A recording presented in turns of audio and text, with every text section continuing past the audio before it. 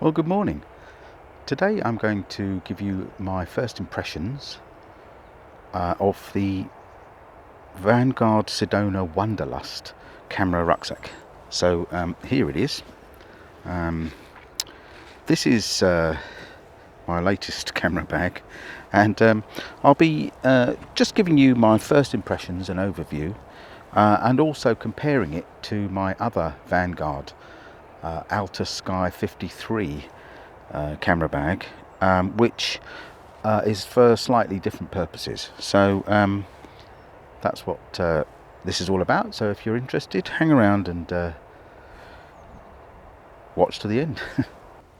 So a little bit about my thinking for purchasing this rucksack. I think that when you buy something, you need to have some sort of vision, some sort of idea of what you want to use it for and where it's going to fit in with what you do and how you work. So the larger Alta Sky 53 backpack that I bought a little while ago, I'm very, very happy with. I'm going to do I did an overview video, so I'll put a link to that in the description below, but an overview of the Alta Sky 53, which I am very happy with. I think it's a great rucksack, but it's designed for, well, the vision for it, for me anyway, was for a slightly different use case.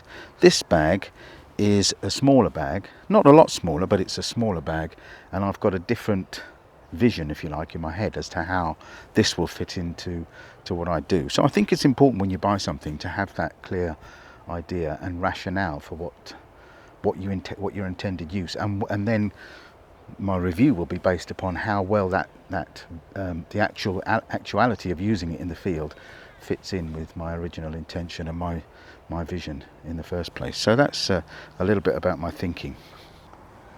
Cheers. So with my Alta Sky 53, the larger rucksack, I wanted a bag that was able to carry my heavy tripod, my long lens, and a second camera, and possibly even my smaller tripod, with all the other bits and pieces that I carry around. This, of course, is quite heavy to carry around. But often I'm out, if I'm making a vlog while I'm photographing wildlife, I need a second camera and sometimes a second tripod to film myself while I'm filming the wildlife. So I need the larger capacity bag, and it is a pretty large, cumbersome thing, but I would say it's fit for purpose. It works for me in that role. But also I often go out as well where I'm just doing a bit of filming with my Z6, which I'm filming this on now.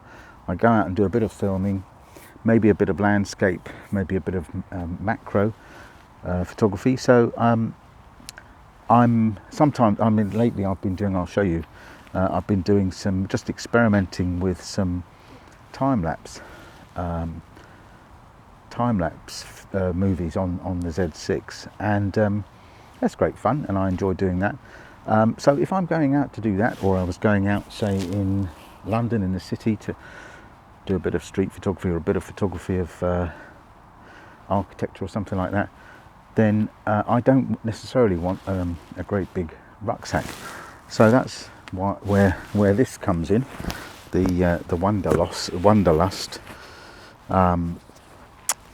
bag. And as you can see, I mean, it's still quite a large bag. I mean, I think for a lot of photographers they wouldn't even need something this large, but for me, I wanted something that was where I could carry my smaller tripod and also my just one camera body, maybe a lens or two, and other bits and pieces. So that's the thinking behind this smaller bag. I'll just give you a little insight into how I've set it out. It's got a couple of compartments, but so what I've got down here is some camera equipment. This is where I keep the Z6, and I've got some filters and different things there. But and I always like to keep a spare jacket. We're in England after all, so it can rain at any time. Keep a spare jacket and a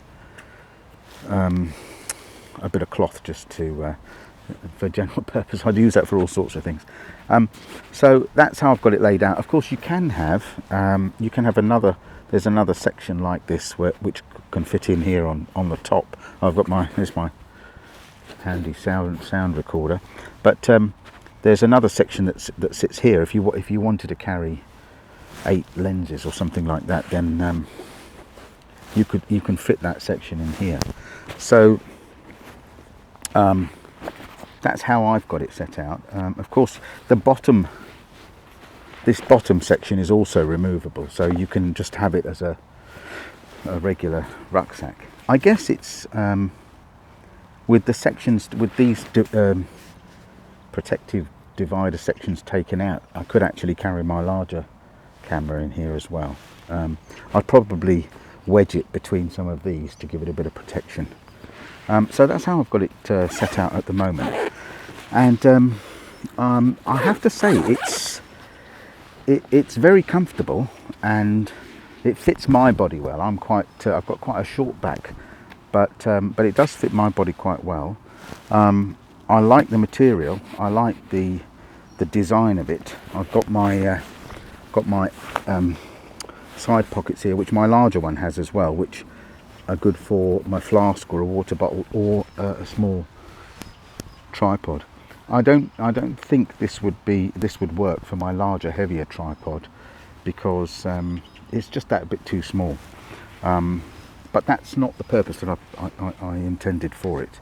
I've got a nice pocket at the front. You can access the internal space from the front, from the top, and it's also got this quite handy pocket here for other bits and pieces.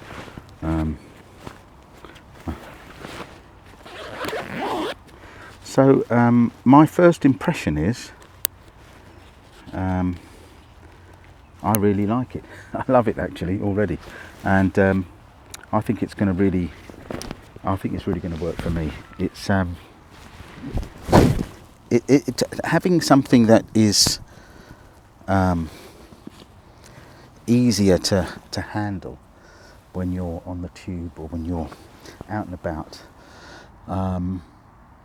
is really important, I think, and having the right tool for the job. And this is not going to be something where I'm going to be carrying my larger camera, a larger tripod. It's not intended for that purpose, but for the purpose that it's intended for, I think it's going to be great. It's really it's got everything I need, and it's, as I say, it looks durable, it's comfortable to wear, and it's just the right size. I can get camera equipment in it, and importantly, I think a lot of camera bags don't have the flexibility or room for personal equipment. If you're out all day with your camera, you're going to need something to drink. You're going to need something to eat. You're going to need a spare space for a spare jumper or jacket or something like that. So you don't just need space for your camera equipment. You also need space for these other things, and I think this is going to work for me in that way. So nice and padded, protects your equipment. The only thing, and I would say this about my other Vanguard, the Outer Sky 53, I would say I think the plastic clips for the hip belt and the chest strap and so on are a little bit flimsy. I mean, I don't know. It may be that they work for years and it's not a problem, but the rest of all the other materials seem to me to be durable and look like they will last, which is something that I really think is vital. I don't want stuff that's going to fall to pieces after 2 years. I like having things for years and years. But the clips on this do seem a little bit flimsy. I've had other hiking rucksacks which had much chunkier clips, so I don't know. It may just be that they're just a different design and they will last. I don't know, but time will tell on that. But I mean, I guess it's possible to replace these things. It's not the end of the world. But yeah, so that's my little overview of the Vanguard Sedona Wanderlust camera rucksack. Of course, another thing, I should have mentioned this earlier.